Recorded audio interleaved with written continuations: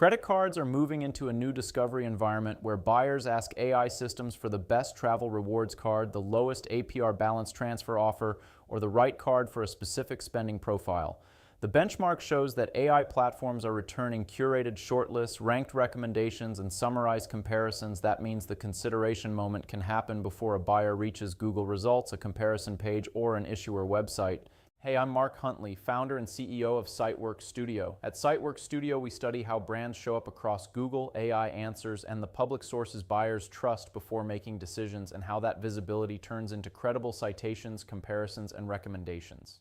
In the June 2026 credit cards benchmark, recommendation power is concentrated among a small set of issuers. Capital One leads overall with $2.11 million in monthly AI authority value. American Express follows at $1.92 million. Citi ranks third at $1.78 million, and Discover ranks fourth at $1.49 million. Together, those four issuers account for more than 82% of captured AI recommendation value in the category. The remaining six issuers share less than 18%. For an executive team, that is the core market signal. AI-led discovery is concentrating shortlist power around a limited group of brands that have stronger recommendation stage visibility. The defining pattern in this report is the gap between being mentioned and being recommended. Chase is the clearest example. It appears in 51.37% of all AI responses, the highest raw mention presence rate among tracked issuers. It also has the best average recommended rank at 2.07 and the strongest rank 1 rate at 8.35%.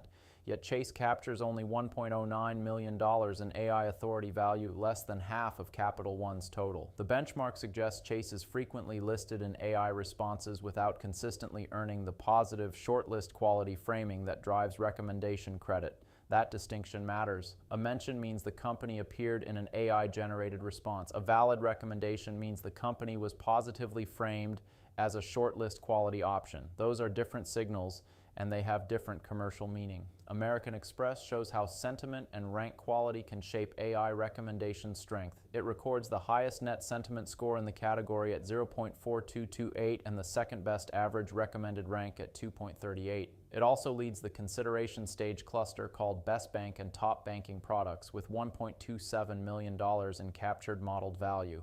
On Google AI Overviews, American Express captures $1.08 million in AI authority value, showing a platform-specific strength. At the other end of the benchmark, Synchrony and Barclays are present in AI responses but receive near zero recommendation credit. Synchrony captures just $28,455 in monthly AI authority value with a 0% top 3 rate and 0.24% valid recommendation coverage. Barclays captures $109,069 with a 0.24% top 3 rate. Presence without recommendation eligibility creates weak competitive leverage. The benchmark also shows that credit cards discovery changes by buyer stage. Consideration stage prompts surface issuers during early category exploration. Evaluation stage prompts appear when buyers compare banks and accounts. Decision stage prompts focus on pricing, fees, and rates. Citi leads the decision stage bank pricing, fees, and rates cluster with $212,153 in captured modeled value. Capital One follows at $193,215 and American Express follows at $173,914. That is important because decision stage prompts represent the highest intent buying moment in the benchmark. Citi's strength there suggests its rate and fee content is well represented in the sources AI systems synthesize when answering pricing questions. The leadership lesson is simple. Prompt level monitoring matters. A brand can look strong in broad visibility and still lose ground in the specific prompts closest to conversion intent. The report points to a broader citation architecture issue. AI recommendations in credit cards appear to be shaped by official issuer sites, editorial reviews from financial publications, comparison and ranking pages, consumer forums, regulatory disclosures, and trust-relevant third-party coverage.